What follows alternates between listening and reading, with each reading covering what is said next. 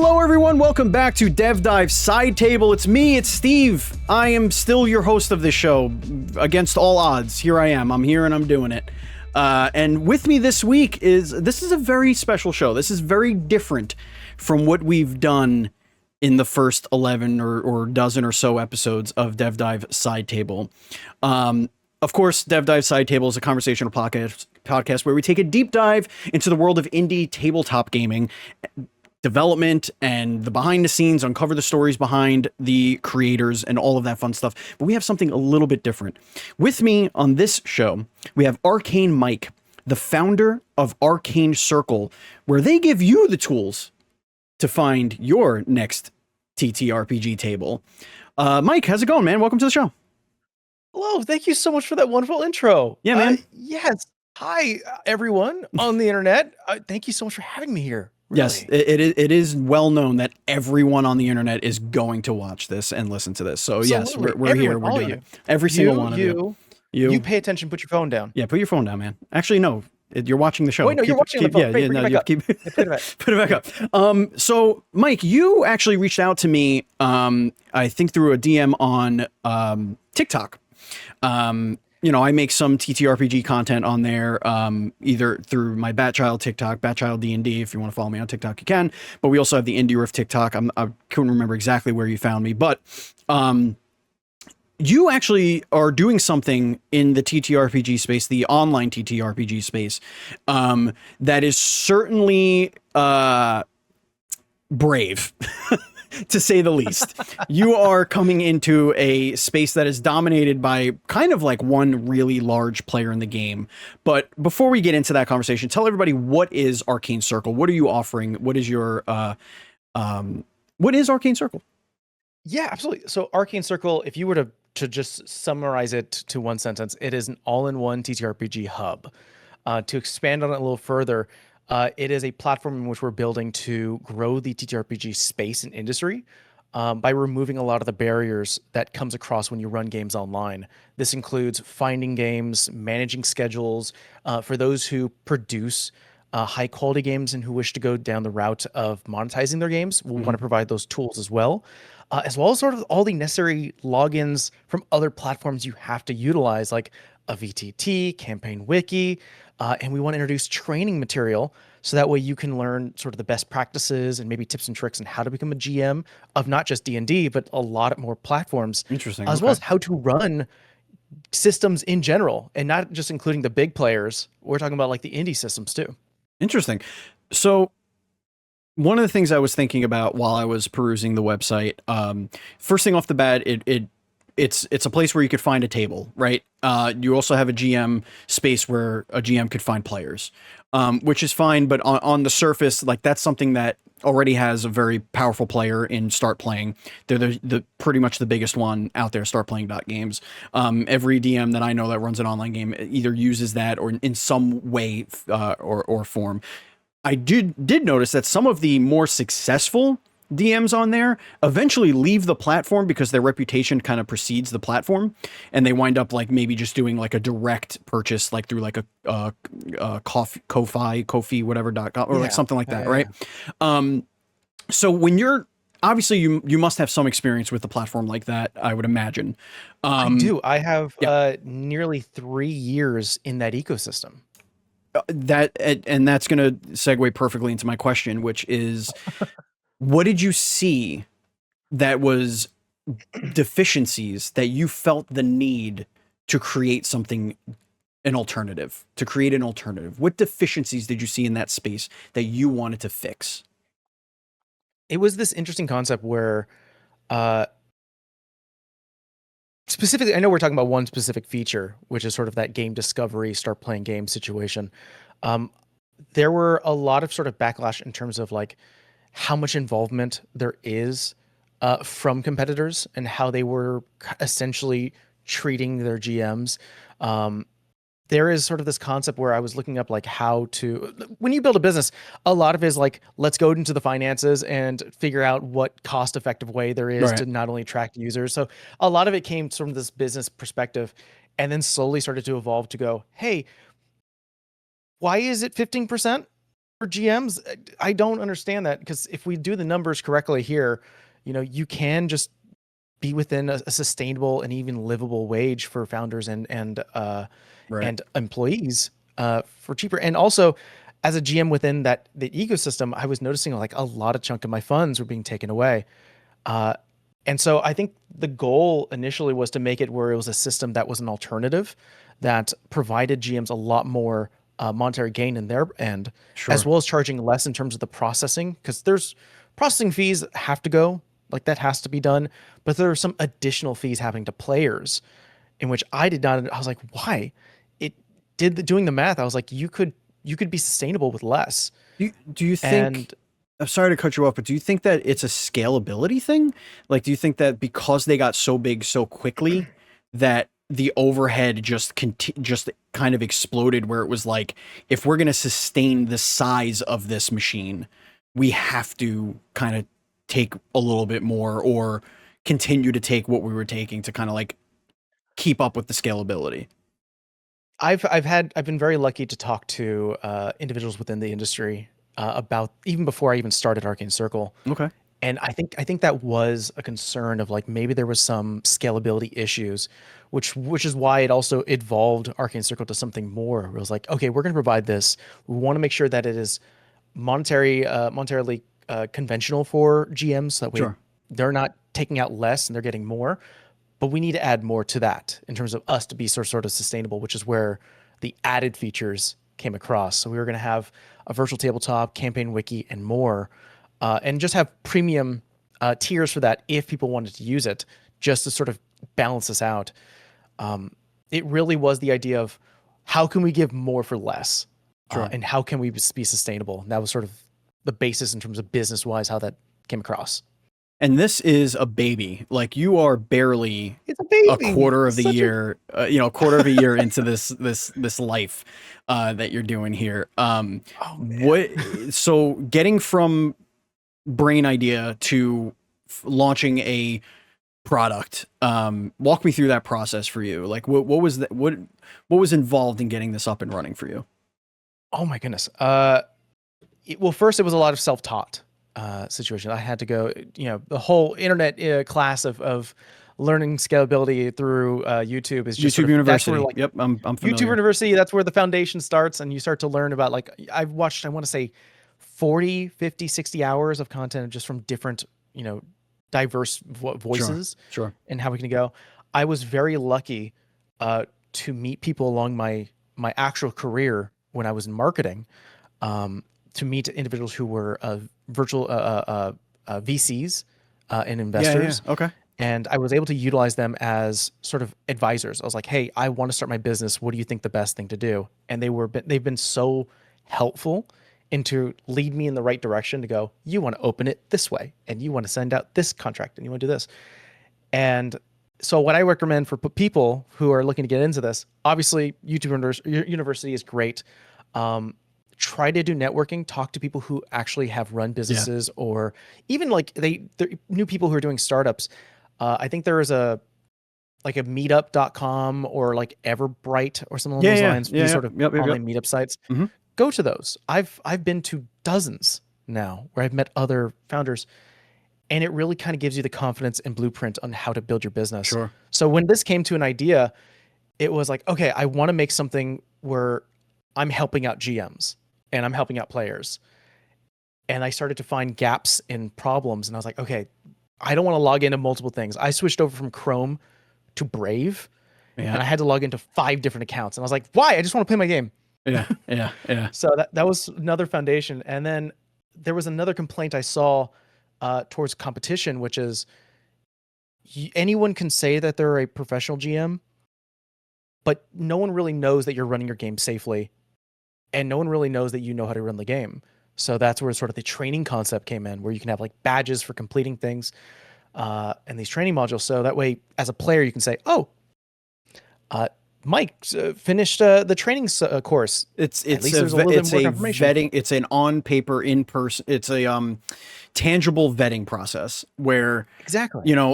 I mean, I've been, I've joined a table out there where the the DM's skill set was sold in a specific way, but the only person selling you that skill set is the DM, right? Like there's, and you know, you have the reviews as well, but in those spaces you can easily just ask your players that, you know, that like, not even that they like you, but it could be your friends that are playing games at your table. You can ask them, hey, throw a few reviews up there for me so I could get, you know, better visibility or whatever, get me started. And there you go. You just start, you know, kind of snowballing from there. So your idea here is, well, here's the training these for lack of a better term, classes, we'll just call them that. This is what we have a very unique situation. Yeah. Skill share. Yeah, exactly. And you can see, oh yes, this guy is proficient in this because Arcane Circle put him through the ringer, and we know that he or she is going to be able to do this. That's a very unique way of getting through it. But do you feel like that might be a barrier for some, that, or are you really only trying to attract a certain tier of professional TTRPG player or GM? It's a interesting concept. I don't consider it a barrier, though I can see it from the outside perspective that, oh, now you have to go through this training to be considered, you know, valuable, I would say, in sort of for lack of a better term. It is going to be an optional situation. So it's going to be a unique situation where maybe a GM has plentiful of reviews, but they've never gone through the training course and they're being just as successful. Or you're a brand new GM who's going, I need to have a leg up. And you do go through the course, and now you have these badgings and sort of this layers that actually showcase that you've done your due diligence, and that just sort of makes you a little bit more credible. I don't think it's a barrier, more or less. It is a leg up for those who are just starting out. Gotcha. Yeah, that makes sense. For me, like when I started doing this, I don't even want to say when it was probably before I even stepped into the, like, doing it professionally, learning a VTT, the ins and outs, how things work, how to, you know, get content from a digital source or even a physical source. Cause like, I mean, I have so many books, figuring out how to make things work, how to make lighting systems work, how to make revealing, you know, fog of wars work, how to, you know, tie in, how to create magic items, like your own magic items, and make them actually function in the way that you would hope they would on a sheet. There's this dissonance, this disconnect between the pen and paper version of the game and what you get on a VTT, because the VTTs, when they first started, were very pen and paper. It was literally what you would do with your pencil on a piece of paper, you're doing virtually. You're filling in blanks. It's not doing the shit for you, right? Like it's not calculating the math for you. Like the very beginning. Yeah, you're coding your own stuff. Exactly. You're filling out the boxes, and it's less of a UI situation. More exactly. Do you know what code to put in here? Yeah. And now, the more popular versions of these VTTs, the ones that are more user friendly, you know, if you're looking at a D&D Beyond, for example, the character sheet and how that works on there, they're basically a video game. It's a video game. It's a literally a digital version of the tabletop game, but video gamed. So it takes a lot of the, how do these two things work? If I want to make this, how does this work? Like everything kind of like feeds into it. Learning how to, because I run a very customized version of Dungeons and Dragons. And when I first started, it was 5e, and then I kind of like did like a mix of like 5e and 2024 is like, okay, I want to make the switch, but I don't know the rules just yet. So I'll let you use, you know, the new versions of the spells. And like, then you're slowly like creating an amalgamation. That's like impossible if you don't know how to do it. Like if you don't know how you're going to do that virtually I personally use Roll20, you know, like getting those things to speak to each other, understanding how the character sheets work. And, you know, then they revamp the character sheet and you have to learn a whole new character sheet. It's like, there's a lot going on there. So from what I'm understanding, you know, Arcane Circle is going to be like, here's our thing. And here's an entire course on how to do it. And when you finish it, here's a little badge. So when somebody joins your game, they know that you're not going to be like, hang on a second, why isn't this working? This, I don't know. How do I get an aura around your character? How do I enable your dark vision? Like, is the goal here to eliminate that?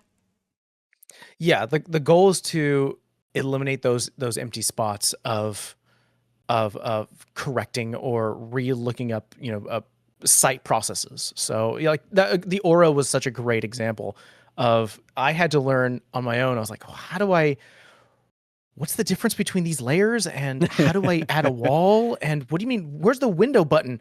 So I've had those moments, and just having it all underneath one sort of training module that is like splintered out into different areas. So if you wanted to learn about the VTT, you can go there and select what you want to do.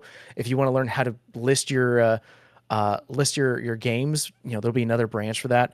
The goal is to just remove those empty air moments where maybe a player ends up going, okay, well, I want to check my phone while you do what you're going to do. Right. And I think as a GM, the moment a player checks their phone, you're like, oh, they're checking out. Oh man, please don't check out. Please stick with me here. Yeah. I they're especially there are always growing pains, obviously, when you're learning a new system. But it feels like an inevitability. So if you're offering something that would mitigate that, I think that's definitely a selling point, at least for from the DM side. But let's kind of go down that path. So I am exactly who you want to get onto your site. Like I am your demographic. What do you think I reached out to, man? I was looking at your content. I get it. Of course, the content creator who's a GM. Yeah. Look at all the stuff he's got. Hell yeah. Totally get it. Why should I make the switch? Like right now, I have 4 games that I'm running right now. I'm using, I have a custom world. I have, I use a Google form for backstories. I use Obsidian to keep my notes in, and I use this term very loosely, in order. Right. I have Roll20. My notes are real bad. Hundreds of pieces of art and maps and yada yada. How do you sell someone like me to make the switch to Arcane Circle? Incredible. Absolutely. I've thought about this so much. And if you didn't, I would say please do not pay for any more of your server, because if you're not thinking about that, like, huge. But yes, please. Long. Real quick, I want to add this before I even forget. Sure. This is really important. You were mentioning before is how character creation is almost like a game now. Yeah. One crazy thing is that I was able to meet my CTO online, and I didn't even know this about him, but he's actually an indie game dev. Oh yeah. He didn't tell me, like, a few weeks after. He's like, by the way, I have a game. And I was like, you do? Let me play it. And so I'm really excited the fact that there's so much confidence in this, where it's like, hey man, if VTTs are essentially a game, we have a game dev on our side who's going to be able to properly build this. And I know even with sort of a small team we have, it's going to take some time, but there's confidence behind it, and there's so much excitement. To your question though, I have thought about this idea where I understand, like, I'm in the same boat. While we're currently building our system, before we even started to build Arcane Circle, I was using Roll20. Still am until our VTT comes out. We're still using Roll20. I'm still using, these online, like a Microsoft OneNote for my VTT, or my actual campaign notes. The idea here is to provide you those options so that it's immediate to new players and existing GMs. So that way it's always available to you. There are, even for our system right now, even when while we're early in a open beta, there is a VTT option for you to create immediately for your games.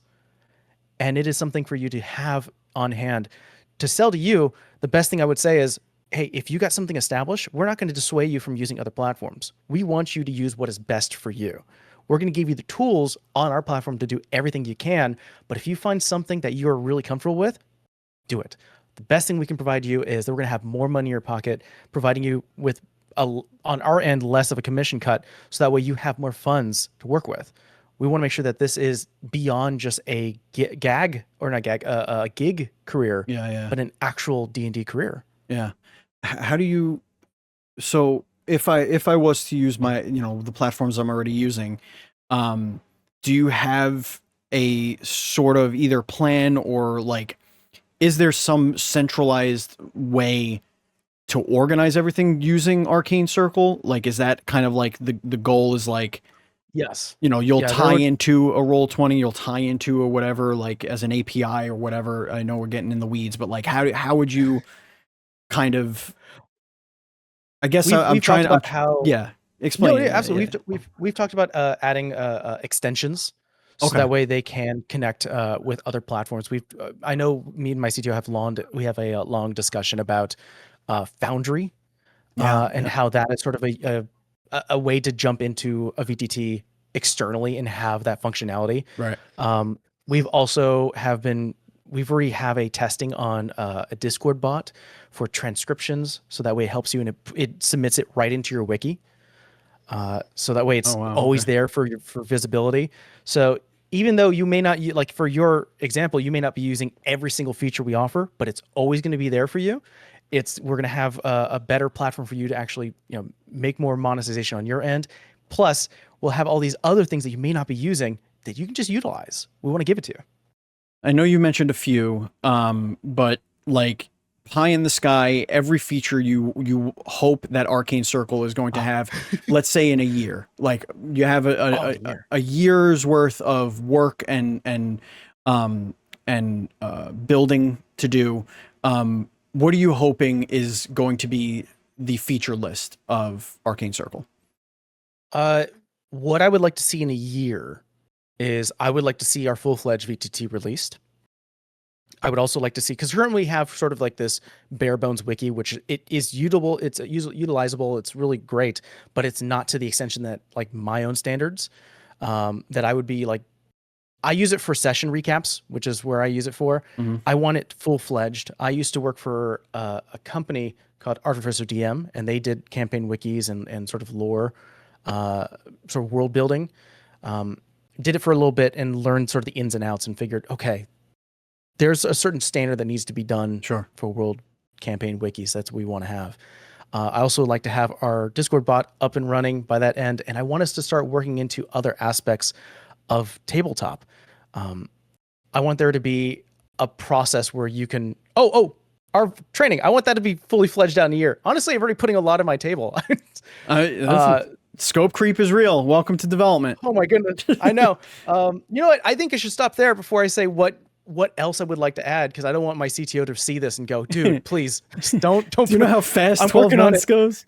Yeah. No, I get it. I mean, right. So right off the bat, what you would have is, as a DM, you would have a VTT with full training, hopefully out the gate. So we know how to use the VTT.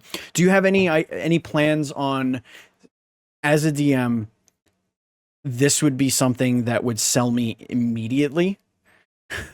I'm just giving you an inside track to the mind of an idiot. I love it. If I can literally tie my Roll20, everything I have there, and convert it to your system, where everything just pulls over to your VTT, so I don't have to re-upload all my art assets, re-upload my battle maps, re-upload my monsters and their stat blocks. If you could figure out a way to do that, I think you're onto something. I think I'm not the dev here. I'm not the one working. Your with the CTO gears and needs to bolts. pay attention. But I think there might have to be some sort of handshake behind the scenes between Roll20 system and ours. So let's see if we can get that done.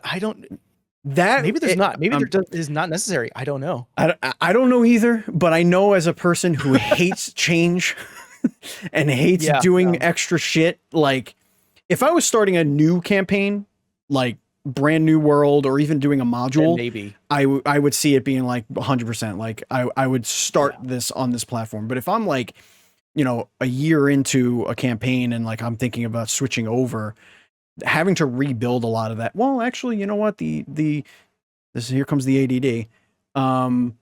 Maybe starting fresh wouldn't be so bad, because I have notes on top of notes. I'm like making a photocopy of a photocopy of a photocopy of a And Bob it Ross rendering of the photocopy, and then the photocopy. You don't even know if it's a pretty little tree anymore. I have no idea what's going on. Yeah, it's a mountain. I don't know. I record my sessions in OBS as an audio. I convert the audio. I put that into ScribeQuill. ScribeQuill gives me my notes for the session. It misses stuff all the time, which is really annoying, but whatever. It is what it is. I am the type of DM that improvises a lot and forgets what I say. Like, it just happens. They ask me a character's name. I say the character's name. Now, all of a sudden, they really want that character to be important. So now that NPC is important. And that might be my Friday group, which is playing in the same universe. But my Sunday group doesn't have this guy. But I use that name, that same name, but it's for a completely different character. That is the shit that's screwing me up. Oh, man. Can I tell you my story with VTTs? Please. I started off with Roll20. It was years ago. And I enjoyed it, but again, there were so many features that I felt overwhelmed. Then, do you remember Astral VTT? I do, yeah. So I was doing Astral VTT for the longest time, and I met Tom, the CEO at the time. He's actually an advisor to Arcane Circle. I made really good connection with him. He was really cool. We even had him as a sort of guest star on our own actual live plays. And did Astral VTT until it got shut down, which I felt crushed. I was like, oh, my stuff is there. Then moved over to Alchemy, then did Foundry, and then I moved over back to Roll20. So Foundry, you need a bachelor's degree in like C++, I feel like, to run. Like, I cannot for the life of me. I have tried so hard to figure out how to make that work. It's like, oh, you need this extension made by Bob2141 who figured out a way. Updated.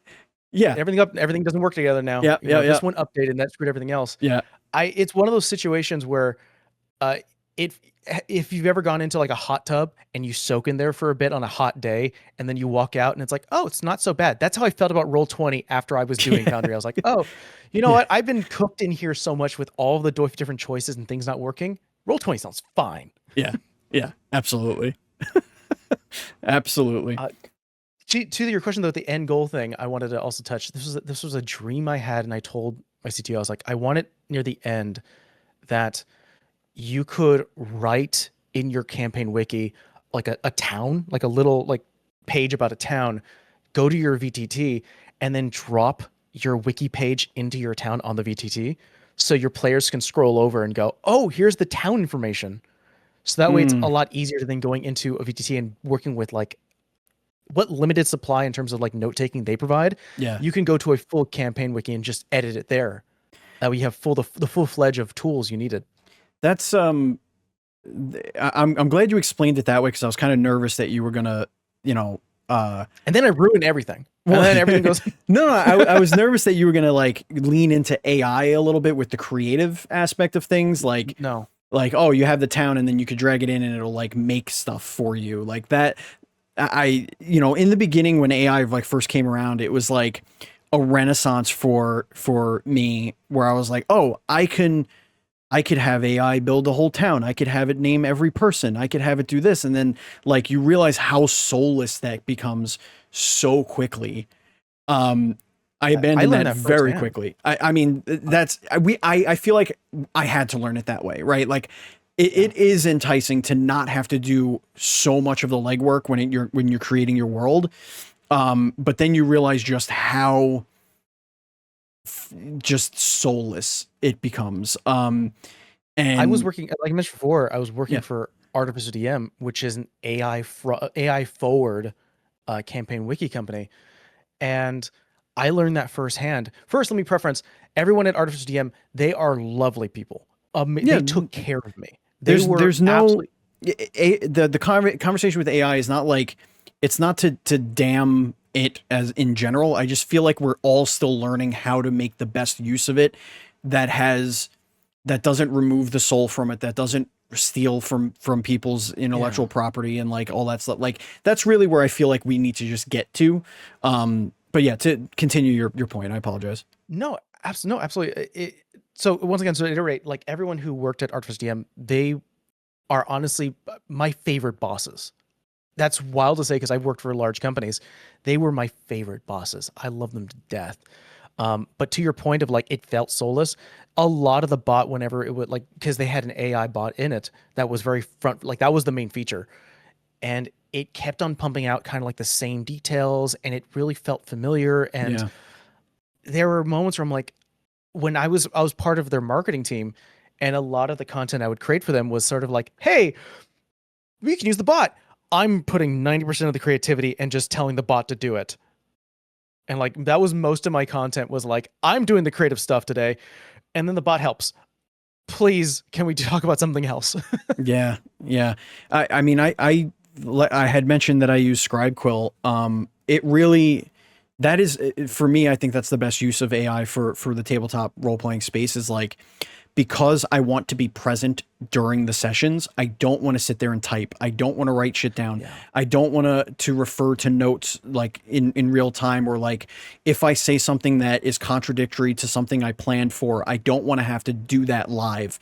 Recording it and having an AI go through your transcript or transcribe your audio, go through your transcript, can understand who's speaking, what characters are speaking, and like just give you a full outline of what you're doing, that it takes the creativity out of it. It does this other thing where it gives you like VO voiceover like recaps, like it does like it'll actually like read it out for you and stuff like that. Oh, and like an AI voice. Yeah, like an AI. I mean, it was cool, but like I consider myself like a quasi voice actor, so I'm like, I'm not going to use this anymore. Like I used it once or twice. I was like, oh, it's kind of cool, but I was like, I could just type up my own recap. Like all I need is the notes, and then I could type up my own recap, and I could perform my own recaps. It's not a big deal, but like that, so wild organizational tools and helping with. I'm a creative person, but I'm also very, very spur of the moment. I live in the moment when I'm running a campaign, when I'm running a session. If a player wants to do something, I try and figure out the best way for them to do it. I don't try and figure out a way for it to, fit into my plan. Like I fit my plan around what they want to do. Like that's kind of like how I do it. So hopefully, like, where AI can continue to go and maybe flourish in an Arcane Circle situation with the note taking is, recording what's happening in the sessions. It could figure out, if you have a VTT with a roller, it could see what the rolls are happening. It could see who was downed, who was, all this stuff, and like recap all that for you and say, hey, remember last session you fought the 4 zombies and, this character was unconscious and this one cast, a crazy healing word that, was a max heal, and then the character was able to get up and do a smite and take it, like if it could like do that, like, awesome. I'm down for that because I can't remember shit. Dude, valid. I record a lot of my, like, to your point, like, I know you mentioned, I'm not sure, I think you mentioned this off camera, but you run 4 games a week. Mm-hmm. I run 3 games a week, and one of them is produced. So it's recorded and we edit it and we produce it live, or we publish it live. That one, I have all the recordings. I never rewatch my recordings. Yeah. That's 4 hours. I don't have time in my life to do it over again. I know, man. I know. We, in terms of our stance on AI, we're very AI agnostic. We understand it's out there. We're not going to shame you for using it if you want to. We just know that we're not going to be using it for like creative sense for now. We'd love to have a conversation with like our audience and our community to see if they really want it, because the last thing we want to do is jeopardize ourselves. We understand that AI is a very harsh topic. And it's very it divides people very quickly. It's very divisive. Very divisive.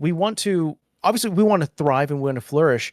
And in order to do that, we want to make sure that we're doing what our audience expects us. Sure. If they are telling us we want absolutely zero AI, then if they are the ones, we want to make sure that we're doing it for them. And if they're paying our bills, we're going to go, yeah, absolutely. We don't want to ruin any goodwill here. Right.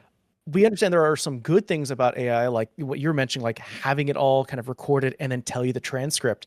That's really cool. That's something we're experimenting now, is just the transcription of it.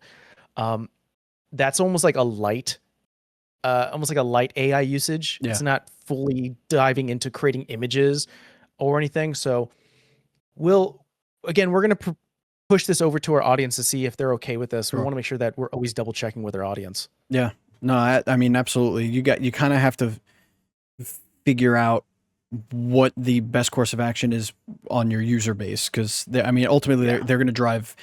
Any good company should allow their customers to drive their decisions. Absolutely. Like if you're just making decisions because the quote unquote like business is trending in a certain direction, like I got to share this story. That's not cool.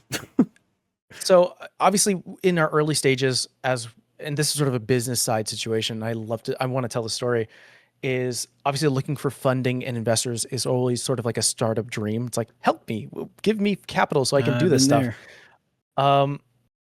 and obviously going to investor meetups and doing pitch, training and things like that, and talking to actual investors and see what they like. I've spoken to a few of them, like maybe half a dozen. And during those calls and those one-on-ones, all of them say, is there an AI component? And there's always this dejected feeling of they are OD'd on it. Companies, if you're looking at this, and startups, it's cool. Listen, AI agnostic, if you want to use AI on your system and you want to use it in your platform, great. If you want to use it, perfect. If you're doing something creative and you want to really stand out, don't use AI. I literally had a meeting with someone this morning and they said, I'm so excited that you don't use AI. And I was like, really? I thought everyone's looking for it. And she goes, no. I've heard it so often now that it's just become, I turn my brain off when I hear it. So, hey, we're doing things right. We're doing it, man. Sure, and you got it. Helping you too, startup business person. We want to help you too. Here's a tip. I also have a story to share. I recently have been in talks with someone in the creative space to help with a creative endeavor. And I'm trying to keep it as vague as possible, but they are in a text chain asking me questions about the endeavor, like simple stuff, like, do you see this as an A or a B, or like, do you want C? Like just the, stuff like that. Yeah, you get grilled. I begin to realize, and they are clearly feeding my responses into AI and copying and pasting their responses, because it is. And so I started doing it to them where like I would pretend to be AI. I would respond like AI just to see if they would catch on to it. But like, it is so apparent that like they'll say, do you want this to be like the color orange, or do you want it to be the color red? Like just giving a completely bullshit example. And I'll be like, I think I would like orange because XYZ. Sounds great. That will allow us to do X, blah, blah, blah, blah, blah, blah, blah. And like very completely robotic, as opposed to like the question they asked.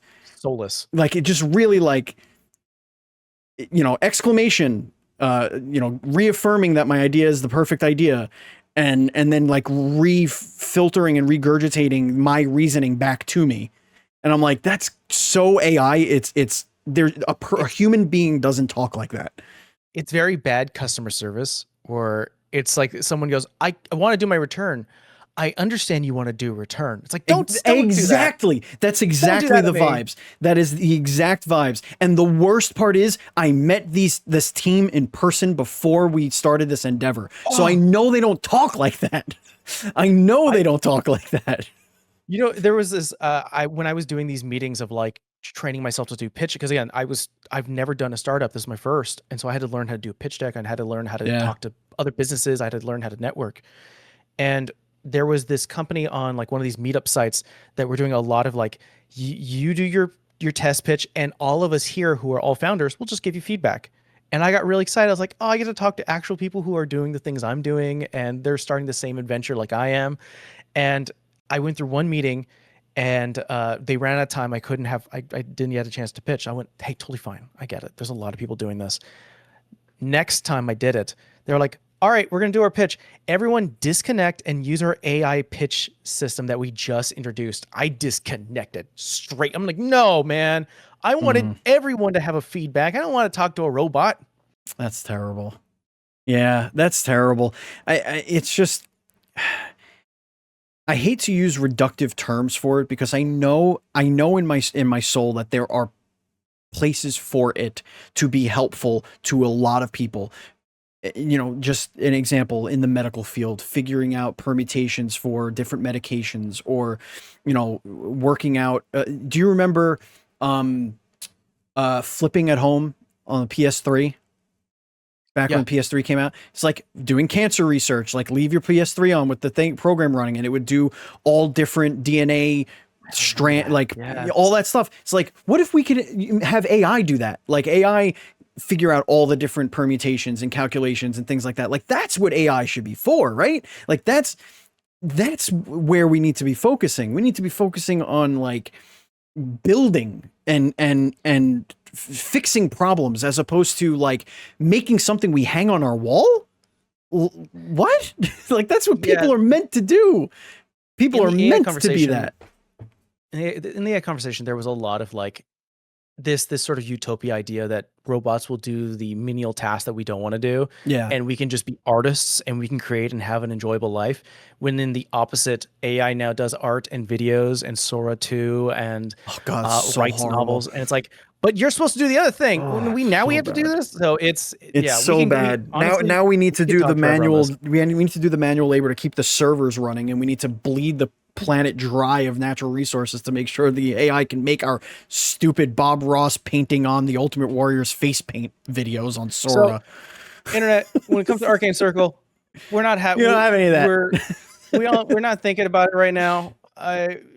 We'll see what everyone Bring it feels like is around acceptable. town. Bring it back Yeah. around town.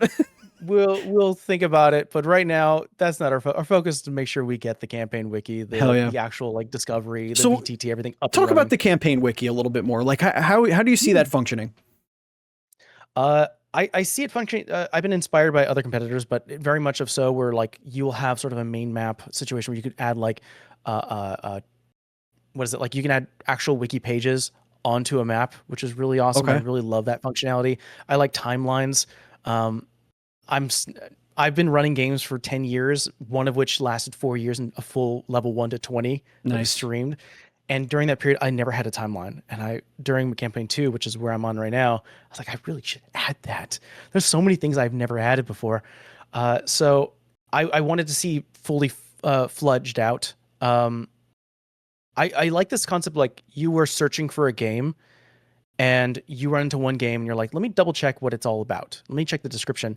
And it has a link to your wiki where there is maybe like a one produced page that you made that's like, this is my world. Here are my gods. Here are the, like you mentioned, like my custom species that you can play as, and all of sort of the breakdown. And that helps players find your games and actually join them if they'd like to. Yeah. I wanted to see it full fledged. I wanted to provide everything needed to keep your notes organized.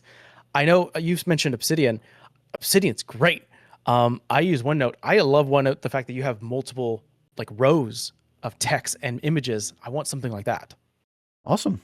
Well, I hope. I'm greedy. I'm very greedy. Yeah, I want all the features and give it to you. You come from the space. You're not a businessman trying to make money in a space that's growing. You're a person that's growing in that space that wants to make a business, and they're very different ways of kind of like approaching those situations. I want something that I can use, and then I can turn to people and go, this will make your life easier. Hell yeah. Try it out. Hell yeah. That's dope. That's good stuff, man.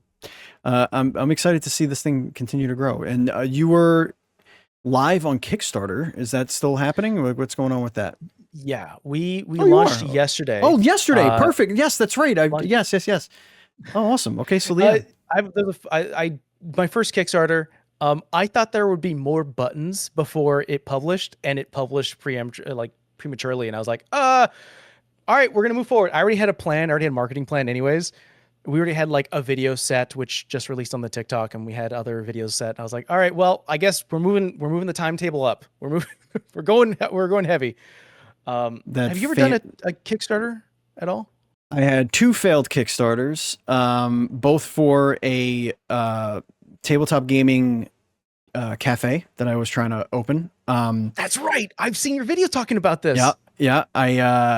My focus was going to be on working with the community. So my whole goal for that was, or my reasoning for it was, there's nothing in my neighborhood anymore for kids to do. When I grew up, there was like the hobby shop, there was like a bunch of places you can go. Like the kids now, like they think a fun time is going to Walgreens and buying a blind bag of, some stupid toy. Right. Which whatever everybody kind of, but whatever. There's other things you can do. Yeah. But my dream was to have a place where kids can go after school, do their homework at these like very rustic looking, like tavern looking cafe and that'd gaming be place. So cool. They go there. Teenagers are there to help them do their homework. I have a little human. I have a couple of humans. Yeah. And honestly, he's already seen me role play a lot. Yeah. And now he's doing a lot of bombastic hand motions now because he's seen me do it. Yeah, absolutely. That would be amazing. I know, like, and you know, these kids can come. So kids play for free. From my whole idea was kids play for free from after school until 6 o'clock. So they could just come in and hang out. And what I would have is I would partner with local high schools to have teenagers come and help them with their homework, help them with their studies, help them with their tests, and reward both the tutors and the students for their work. So like you would get an in-game currency or an in-store currency, right? 500 gold coins, whatever it would be. And you could trade that in for stuff, whether it's time, it could be for food and beverage. It could be for, you know, a product like a pack of Pokemon cards, whatever. And then after 6 o'clock, it's, you know, it's open to, you know, people coming in. But I also had this plan to have a back of house recording studio that would have a full 8-chair setup where you can record an actual play. Multi-camera setup, multi-recording studio, full package where we record everything for you and we give you everything on a thumb drive and you go home, but you could also pay for editing services where we could actually edit it for you, mix it, and like do everything like that for you. So that was going to be like kind of like the premium aspect of it, where, you know, you want to have a birthday party and, you know, your D&D game has been playing for a year and a half, like come here and we have a fully functioning multimedia table for you. If you want to use digital, you could bring your models. You could use our in-store models. Like I'll have multiple 3D printers where like you can make your heroes on Hero Forge and print it right away. Like we will just $8 is you get the STL for $8. Print it right away. There's your character. Go ahead and play. Like I had this like whole thing, but it was a really hard sell to do on a Kickstarter because it's very local, right? It's specifically for my neighborhood. Not everyone's going to be able to benefit from it. Like from the internet standpoint, it's like, okay, I invest in this now. How do I have fun? Yeah. It's like, I don't live in the area. I see that. Yeah. I think it was like, the reason why I chose Kickstarter is because I have the most experience talking to people who have run Kickstarters. Like my other podcast here on this network, DevDive, we've interviewed over 400 video game developers, and like I would say 80% of them do Kickstarters. So like, you know, the experience and the conversations, you know, and everything that I've learned from them kind of like pushed me in that direction. But you know, it was a learning experience, and I did have some I come from the construction industry. I'm a general contractor. I'm an estimator. So like I know what it costs to build things, and I think that would actually work to my disadvantage, because I'm like, I know what this store will take to build. I know how much money I need, but telling people who want to give you the money that who may not have that knowledge and foresight of what it actually, they may just see like a dollar price and go, that seems like a lot. That seems like a lot to build. Yeah. And I'm like, well, I need a 3-compartment sink. I need to run new plumbing under, you know, because it's a cafe, so I need to like have certain things to meet code. That's a lot of knowledge, man. It's a lot of stuff, but you know, I had a couple of investors that wound up pulling out because I couldn't reach a certain threshold that they wanted me to have, and so I put it on ice. So hopefully one day, listener, viewer, I mean, maybe you got money burning your hole in your pocket and you want to see something really cool happen in a small neighborhood in Brooklyn, New York. Maybe you want to be a part of that, you know, who knows? But yes, I do have experience to answer your question. The reason why I asked is that, again, this was my first Kickstarter. And when I released it, I just got bombarded with spam emails and Discord DMs. And of course, at first you're like, hey man, thanks for trying to help me out. And you start to notice patterns, a very bottish type of situation. We were just talking about that. Where it's like, your project looks interesting. I'm like, why don't you say my name? Why don't you say the name? Do you know what I'm building? They're like, you're building a game. And I'm like, no, I'm not. Yeah, no, it's really bad. And I remember I'm airing my grievance to you right now. I'm airing all the frustration I've had. I'm like, stop bots, stop it. Kickstarter knows about it because I did write to them and be like, hey, is this normal? Like, I'm getting a lot. And they're like, please let us know, please report it, please blah, blah, blah. So like, they know it's an issue, but yeah, it's really horrible. It's like, we can optimize your page and blah, blah, blah, you know. You're like, you realize I raised like $1,300 and you're asking me for like $4,000 to optimize my page, right? Like, what are you doing? Just go away. It's helpful. You are not helping. But I'm really excited for our progression. And major props to Carmody, who's our CTO. He's been really the forefront of sort of building a lot of what we have here. A lot of sort of the organizational fronts of it. Like, Yeah. honestly, I would forget where my head was if it wasn't for our COO. She currently is just keeping us all afloat and keeping us on task.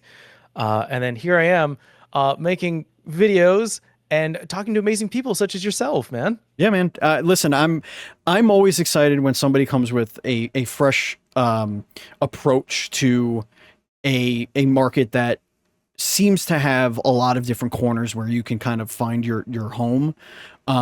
Creating and also it's commendable to even try it, honestly. Just based on what's out there. Yeah.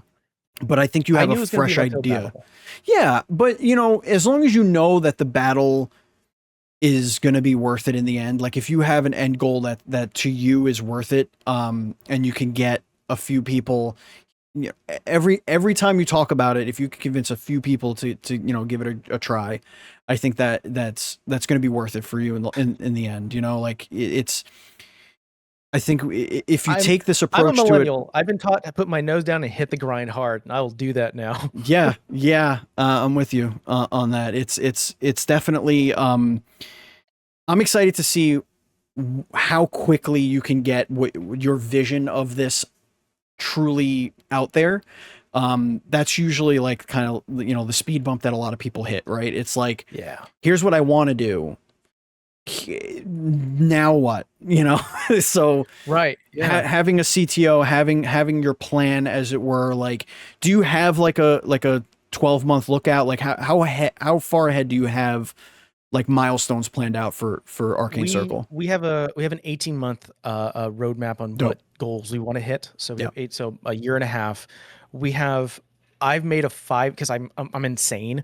I made a 5-year financial prediction. Yeah. In terms of standard growth and how that would look like. Okay. And yeah, I've had to teach myself all how this works. And so I really kind of got really absorbed. I don't know the correct terminology for whatever mental thing I have, but I just turned to stone, and I'm like, no one talked to me for 30 hours. I need to figure this out and build something. Like a good example is that before I even reached out to my CTO, I taught myself Figma. And I taught myself how to draft up a site. I drafted up, I want to say, nearly 70% of the site and how it's going to look and function. And then I went to my CTO and I went, "Can you build this?" And he was like, No one builds this before they talk to someone. They're like, "This is awesome." They're like, "This is really cool." No one does this. I've taught, like, my CTO, he's worked at other like Fortune 500 companies, and he goes, "When I get absorbed into some place, no one's ever provided me a blueprint." And I was like, I want you to make this, please. Yeah, if you have a vision, it's like that's the thing with creatives, right? Like, there's a difference between the creative mind and being able to translate into the physical world. And some mediums are easier than others, but like when you have a creative mind for a product like Arcane Circle, it's inevitable that you're going to need help. Like, you're going to need somebody, unless you went to school for you're a programmer or whatever. Like, those are always the people I'm jealous of, like, that can have an idea, an artistic idea, and be able to like do that. like that's like incredible to me. Like, I don't know, it's like a special breed of person. I don't know if you fall in the same category as I do. I'm gonna assume you are. I used to do a lot of streaming and content creation for companies I used to work for. I used to work for Newegg and Gigabyte. Okay. As their streaming producer, as well as their community manager and marketing. Sure. And I used to do all that. And there was a certain point in my career for Newegg where I did it for like 3 years, just this like streaming. I was doing streaming for 3 years, and then it ceased.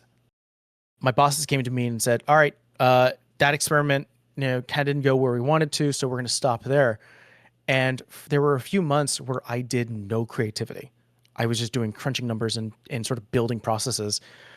And I found, and I'm not sure if you're in the same boat as I am, but the moment I stopped doing something creative, I felt bad. Yeah, you die. I felt real. Yeah, you die a little bit. Something died in me. Yeah, no, I'd come home like a zombie. It's exactly what happened. Like me, so I was, before playing, TTRPGs kind of came back into my life, I was really miserable. But I also came from the, I was a Screen Actors Guild member for about a decade. Like I was performing pretty regularly until I had my kid, really, like maybe 10 between 12 and 10 years ago, I would say, is like when I really like stepped back from that and like got the big boy job and like the 9 to 5, and like I'm no longer a gig employee. Like I'm in the grind, and like it was soulless. Like I was losing everything that made me. Like I didn't have that outlet anymore.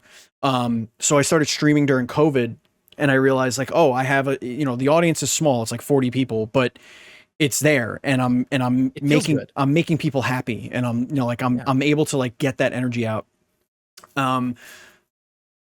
That kind of came to an end. It came to the point where like if I wasn't doing it as consistently and for as long as like the people who don't have a job are doing, like when the economy opened back up and I was out back working, it was impossible to do that balance and continue to grow. So I stopped doing that. And then a couple of years, I was like totally miserable, coming home miserable, back in therapy, trying to work shit out, figure out why I feel like the whole world is crumbling around me. And then a buddy of mine was like, hey, I want to play D&D. Like, oh, I haven't played D&D since 2005. 2005, wow. 2006. So I was like, COVID, so you have some time.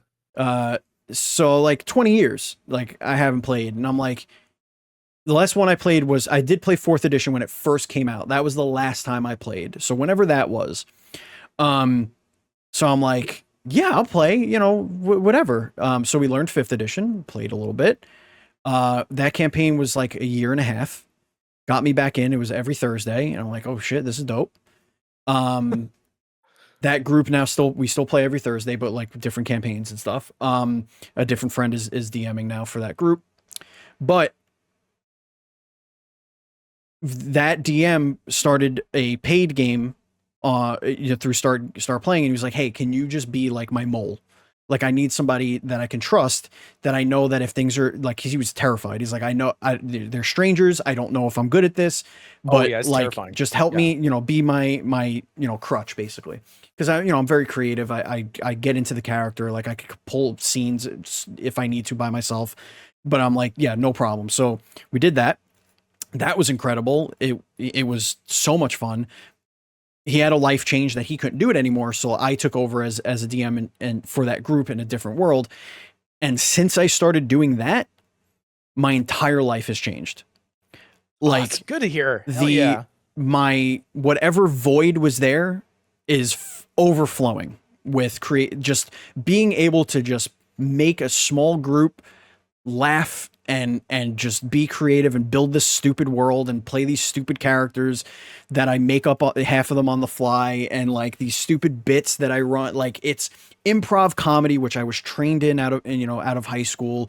It's like all these things that I just like, I felt like I was put on the planet to do, and I get to do it in these like micro 2.5 hour doses, 3 or 4 days a week. And it's like completely changed my overall attitude, my and everything. Like I'm now making physical models. I'm learning how to make 3D terrain, like actual terrain, for tabletop, because I want to get my kids into it, but like they're not quite ready. But when they are, I'm gonna have all the shit for it. I'm super like it. Yeah. To answer your question, yes, I'm very much like you, where this was like a massive hole that needed to be filled somehow. That is so warming. That is so warming to hear. Oh man, this is honestly, it's why I love the tabletop role-playing game industry, is that it brings together this sort of feeling of it brings that light and fantasy that sometimes we just don't get. Play. And yeah, oh my God, just play. And that's probably, it's honestly, if we had to really boil it down, we get to play. Yeah. Just can we just define the word play? We get to play. We get to be silly. We get to be, we can act childish. We can act selfish. We can act villainous. We can act heroic. We can actually play. A lot of child psychologists, yeah, I think that's the word. Okay, you got it. Play is what creates people. That's what creates a human being and who they are. They learned through play.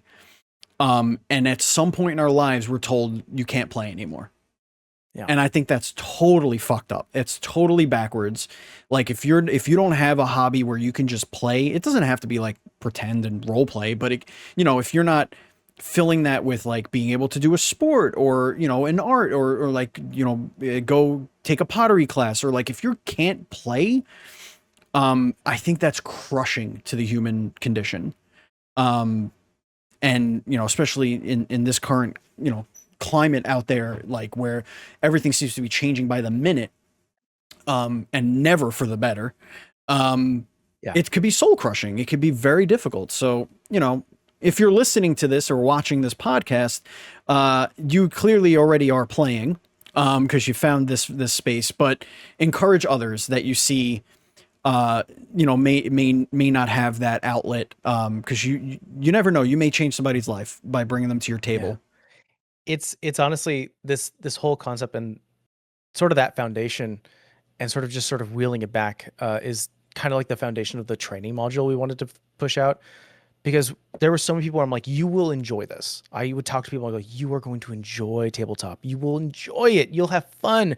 And a lot of the responses I've ever gotten from people outside of the industry is, well, I don't really know. I don't want to learn all the rules, and what do I need to sign up for? And that's where kind of the concept of like, there's so many barriers. Yeah. And people get afraid. They're like, I don't want to sink in 20 hours. And like, there's got to be an easy, like very, very building maze. There's got to be an easier way. Yeah. It's there. It has to be. There has to be. Yeah. But yeah, first, I know, and correct me wrong, I know this is probably going to be produced later. Tomorrow, by the time we're recording this, I'm going to a convention where I'll be running games, and just because, and I know it's not there for like, I'm not going to win over hearts by playing games and go, hey, come to Arcane Circle. That's not how you do business in this aspect. You have to like promote yourself.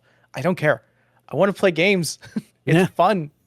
Yeah. Let play sell the product. Like if you create this, if you build it, they will come. Like that. Exactly. If there's a space there that helps bring people together and helps create an environment where play can be done with a low barrier to entry, a low what's the word, barrier for inhibition, there's like, less friction. Yeah. If there's less friction there, I think you're going to find yourself to be in a very advantageous position in the industry. I very much look forward to how the wiki is going to work, especially with like notes and like how you can get your notes and how they would be organized. Like I can never find the perfect way I want something to be organized. That's part of my ADHD and OCD always fighting. It's like, I am going to organize it this way. And then like 4 sessions later, I'm like, this is ass. I hate it.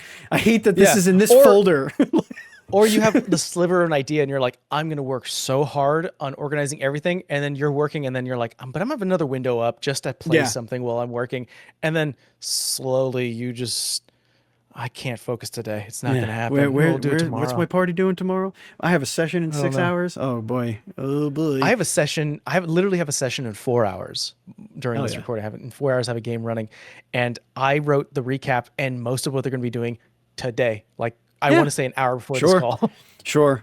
I mean, that is the way. If a DM is not doing that, then you should be, I don't know, solving world hunger. I guess if we're not struggling, honestly, if every DM put their brain together, we could solve anything. We've got enough story chops to do it. I've also learned that the more effort I put into preparing, the more it hurts when the party does the complete opposite of what you prepared for them to do, or was hoping they would do, or like here's 5 options and they do option 12 and you're like, where, why, who?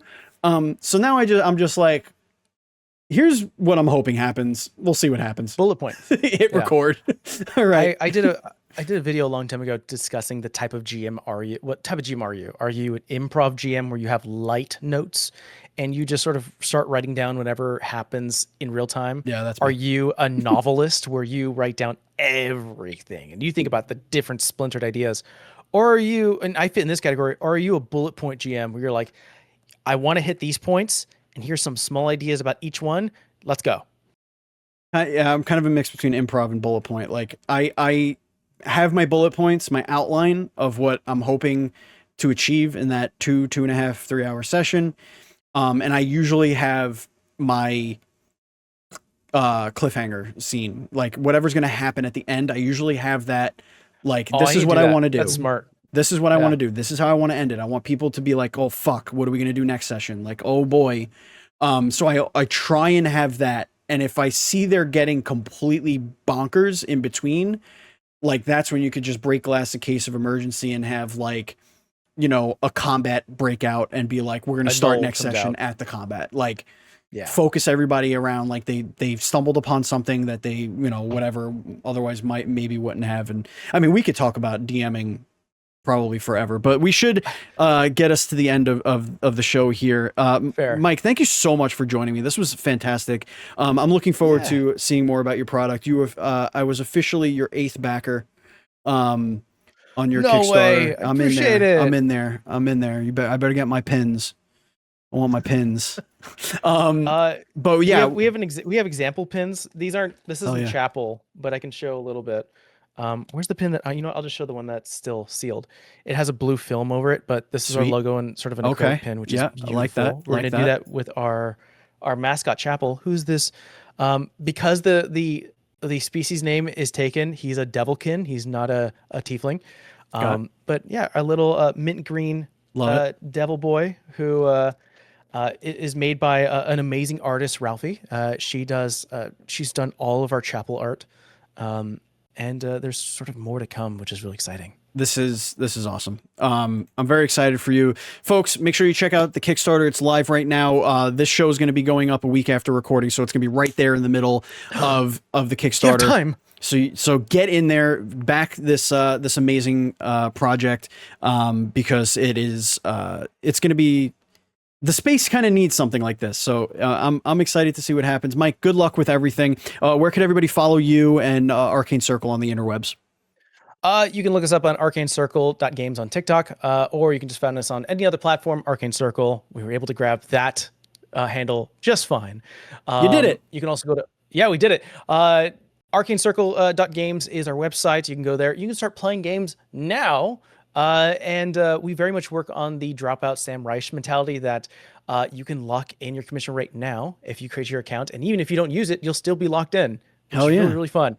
And yeah, there are Kickstarters going on. Links somewhere down sides. It'll be here. We're going to have it in the show description. All the links will be there. So check that out, click it, do the fun stuff. Wonderful. Yeah, this was great. Mike, thanks again. Good luck with everything. Thank you, viewers. Thank you, listeners. And as always, please be excellent to each other.